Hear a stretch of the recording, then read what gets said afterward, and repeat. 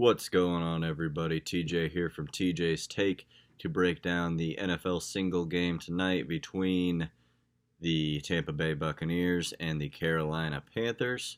We're in Carolina tonight, and this is an interesting one. Um, not my favorite, but it looks like it's going to be a lot better than the one we had Monday night with Oakland and Denver over there. Let's talk a little bit about that one first, because we didn't really do so hot on calling that one. I was more Broncos heavy. Broncos just came out looking terrible.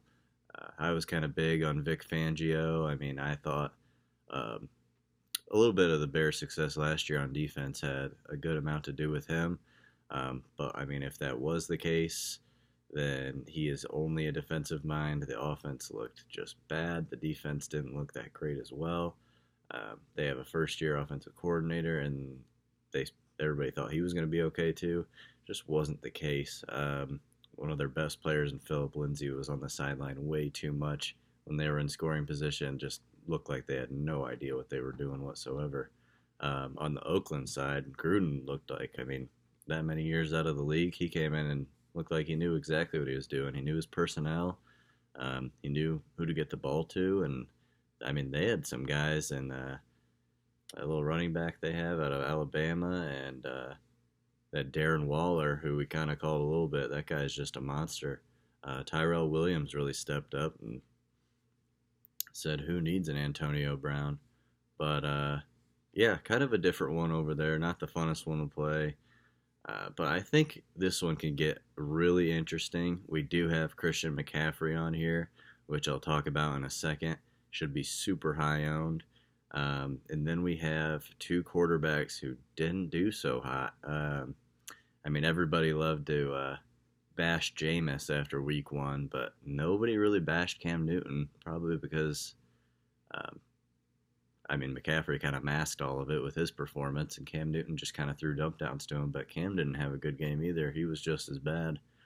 And then we have a lot of sneaky guys down here that we need to get to, a lot of names that nobody's even heard of, a lot of first-year guys. I think we have two, I don't know if they're rookies, but two new kickers for these teams, and Joey Sly and Matt Gay.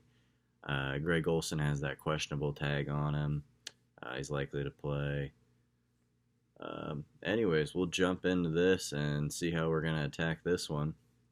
As I mentioned, it's in Carolina. Thursday night football. Cam usually likes to come out and, shouldn't say plays a little better, but definitely likes to come out and make more opportunities for himself in these primetime games.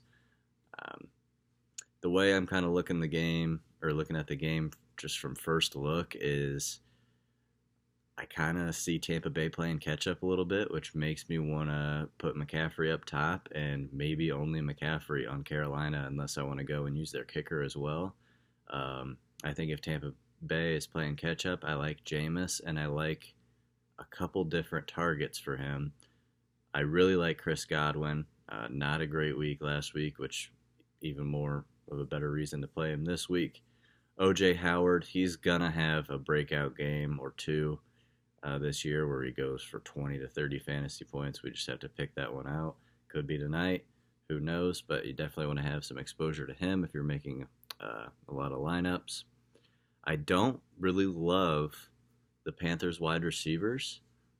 I'm more high on Greg Olsen, and maybe even Ian Thomas didn't get a lot of targets last week. I didn't even check. I need to check how many snaps he played there. I'll get that to you. But yeah, Cam just didn't look like, he just doesn't look like a great thrower to me. If I had to pick a quarterback, I'd probably go Jameis. But I say that, and like I said before, Cam Newton primetime, I can see Cam just pushing the ball in himself and saying, who needs McCaffrey if they're on the one or something? Maybe he gets a touchdown that way. Another thing we have to consider too, super risky, but if you're making a bunch of lineups, definitely a way you might want to go is just completely fade McCaffrey. He's going to be 80-90% owned. We don't want anybody to get hurt, but if he gets hurt in first quarter, something happens, um, and you have a bunch of other guys and he's 80-90%, you separate yourself from the field just by having other guys out there. Um, I mean, you can get in the money line if another guy gets you 4 points and McCaffrey's sitting there with 1 or 0. So that's something to keep an eye on as well. This probably isn't a game where I'll even try a kicker in the MVP spot. I think there's going to be scoring in this game. There's going to be touchdowns. But it is week 2, so we'll kind of see how this one goes. I expect most people to go with more Carolina heavy builds, especially after week 1. Everybody's going to count Tampa Bay out. This is just kind of how the NFL goes. It's a week-to-week game. So before the season started, a lot of people were actually high on Tampa Bay. Now after that week 1, they're just going to think they're the worst of the worst. So I like going Tampa Bay heavy with Christian McCaffrey up top, thinking he's going to be the only one who does something. But we'll see here. So let's kind of get into it and start building a few lineups here. Let's look at McCaffrey's game log here first. Just because I wish it showed last year's too, but they took that away after week 1. But I mean, this guy hasn't scored under 20 points going back to last year in like the past 8 games he's played or something. And Cam Newton just doesn't look like Cam Newton that everybody thought he was going to be. I see a lot of dump downs. So we're going to start with McCaffrey up top. And as you'll see, these ones, it's going to be like that Monday night game. We were leaving up to I think we got to one lineup where we left almost $7,000 salary. And I think it actually ended up doing pretty good. We're not going to be able to do that with this one. McCaffrey's just, I mean, I'm going to have him in 90% of my lineups. But I'm definitely going to have some, like I said, where I fade him. But it's just, at this spot, I just think it's almost a lock. This guy's just good. He's going to get double-digit catches if he plays the whole game. So I like locking him up there. Like I said before, the way I see this game going is McCaffrey just racking up those catches, just getting in the end zone once or twice, maybe break off a couple big plays, and then I see Tampa Bay playing catch-up.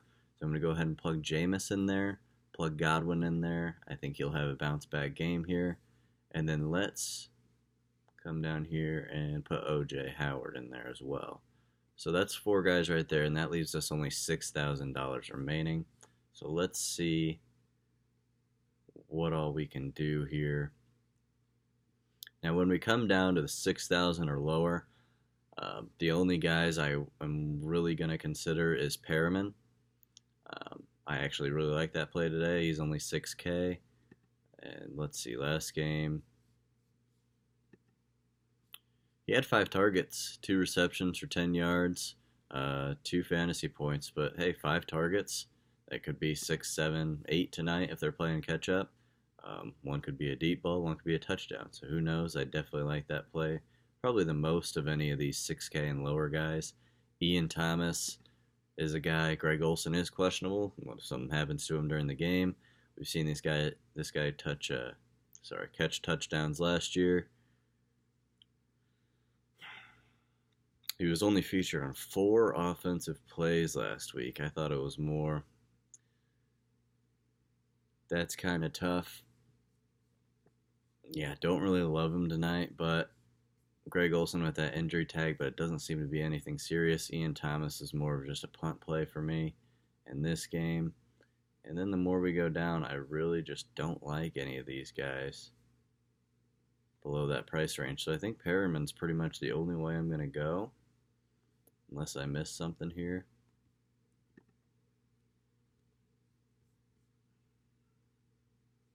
Manhurt's still on the team, but he's not going to get any action, which really makes me like Greg Olsen this one even more. So I'm going to go ahead and put Perriman in there.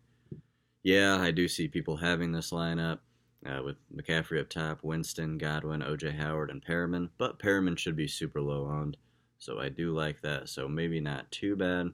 I forgot to mention before, this is a $200,000 top prize tonight on FanDuel, and then they have the $50,000 bonus.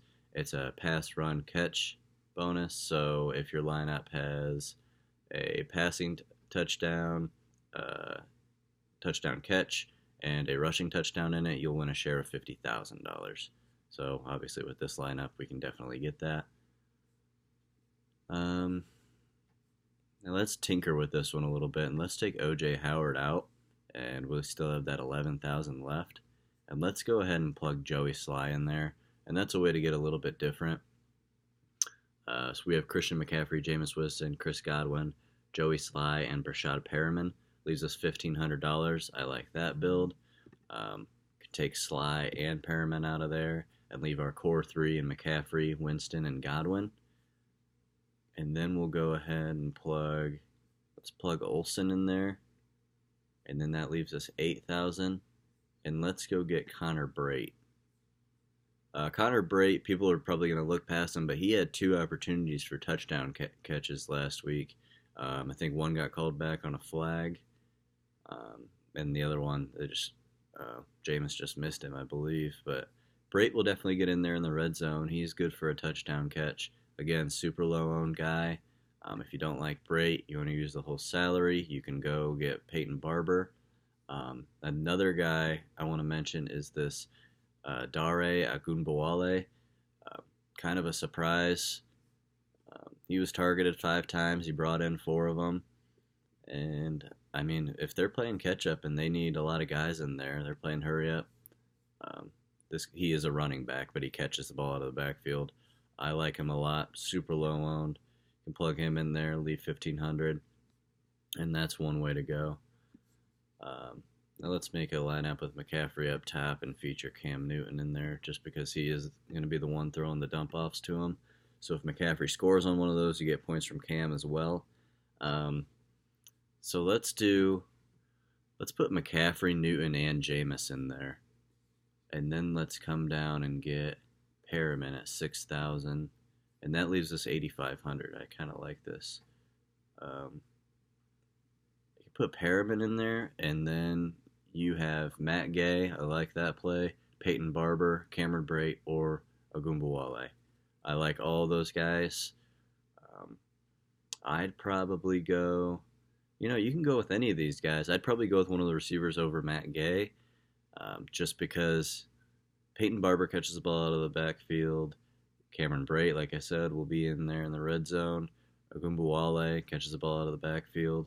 So it's just kind of a guessing game between Barber and Ogunbowale, sorry. Crazy name. But if you do play him, you leave $2,000 remaining salary, and you have 2 very different guys with 3 popular guys. So that's a way to be different and leave $2,000 salary. And you just hope Jameis avoids Mike Evans and Godwin there. So I like that. Let's do one more with McCaffrey up top just because I just don't see any way around it today. And then let's plug Mike Evans in there. Just 2 really good players that can get raw points. And then I like Sly. Carolina, they move the ball well, but they don't capitalize a lot, so they do get in field goal range a lot.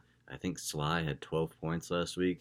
That could easily be one of the top 5 players. So I love pairing him and McCaffrey together. And then we can go get... If we're playing Mike Evans, I like to have Jameis in there. So let's plug that in and see. We have 7,000 left. See, so I might be a guy who has a lot of exposure to Perriman tonight because it just makes sense to me. But still, that leaves you with 3 guys. Brate, Ogunbowale, and Perriman. So I do love this build, and if you're making a bunch of lineups, make that build and put Brate, Ogunbowale, and Perriman and make 3 lineups with one of them in that last spot. So let's go and start to build some McCaffrey fades here. Just because, like I said, we don't want anybody to get hurt, but it's football. Something happens. McCaffrey's out in the first quarter. He's 90% owned. You are way ahead of the field if you don't have him in there. I like plugging Jameis up top.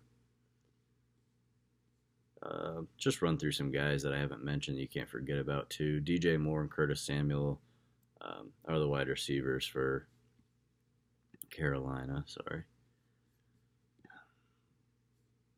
I mean, Curtis Samuel only had 4 targets, 4.7 points, really underperformed. Everybody was really high on him. DJ Moore, I think he's a good player. 10 targets, definitely a guy you can play tonight. Ronald Jones, second year player. I think he got hurt a lot of last year, so 13 rushing attempts. He's going to be mostly on the ground. Don't love him tonight, but definitely an option.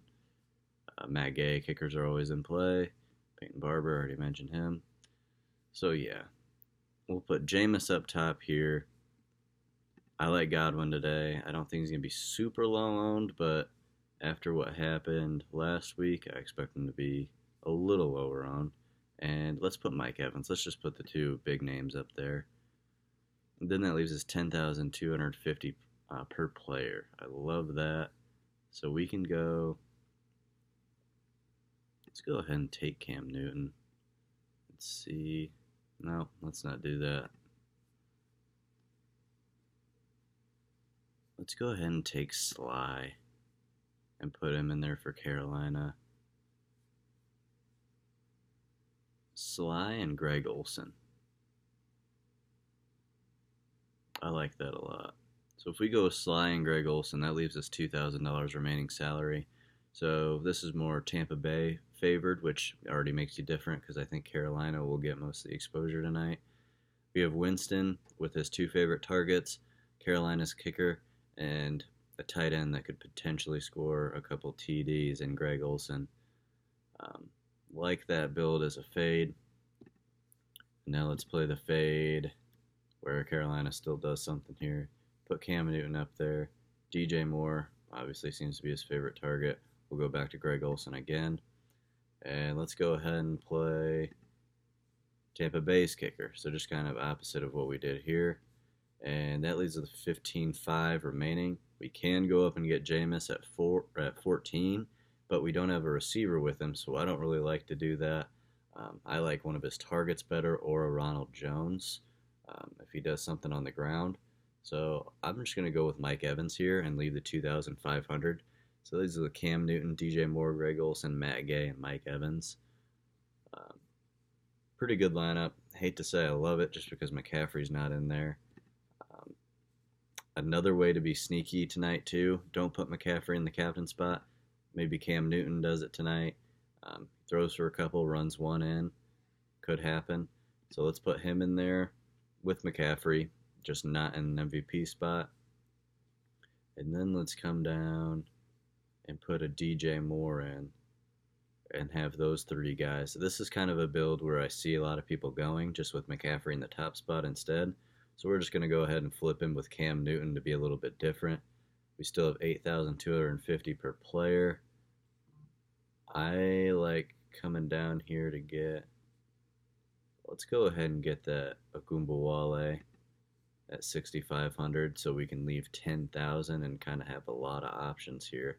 So we do have Cam Newton up top. I like the kicker. I don't think Carolina is going to score a ton of points, so we already have 2 of Cam's targets. So I like either Matt Gay or Joey Sly here, but you can definitely plug Greg Olsen in. Maybe Cam Newton does have a crazy game or maybe Christian McCaffrey doesn't catch one. He just gets a lot of yards on the ground. Doesn't catch a touchdown, that is. He's going to catch passes. And Cam Newton throws them to DJ Moore and Greg Olsen for the TDs. That leaves you 1,000. I like getting Matt Gay here. That leaves you 1,500. Just different things you can do. As far as the MVP spot tonight, if you want to get super different, really take a shot on that 50K. Other guys you can plug in the MVP spot besides McCaffrey, Newton, and Winston. Like I said, O.J. Howard he's going to have 1 or 2 breakout games this year. Just never know where it's going to happen.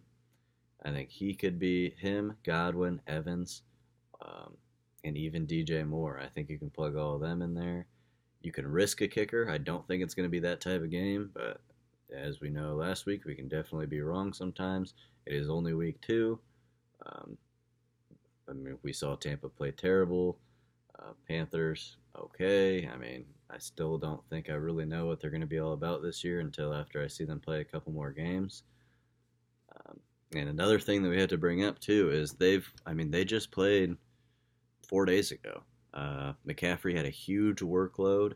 Maybe they break out early and they just put him on the sideline for a few more plays today. It makes me a little bit more of a reason to fade McCaffrey. Um, yeah, I mean, it's only been 4 days. A lot of these guys could beat up. You could try and fade him. Um, Ronald Jones, if you really want to take a crazy shot, put him in the MVP spot. Um, but yeah, that's pretty much all I got. I see this game going. I really like Tampa Bay today. I really do, especially if everybody's going Carolina. I love OJ Howard. I like Jameis tonight. I don't think there's a way that Jameis doesn't end up in the top five. I think he's going to throw a lot of passes. I love McCaffrey, obviously. The way I'm going to start out, if you're playing cash, put McCaffrey and Jameis in no matter what. I even love it for tournaments as well. Just flip around that MVP spot a little bit. So if you're looking just kind of an easy layout, just start with McCaffrey and Winston, and then you only have to go through three guys. Just kind of be creative with it and leave some salary. Play your Peyton Barbers, your Gumbawales, your Perriman. Um, I think Perriman could have a sneaky good game tonight. So keep that in mind. Anyways, that's it. We've still got baseball up and rolling.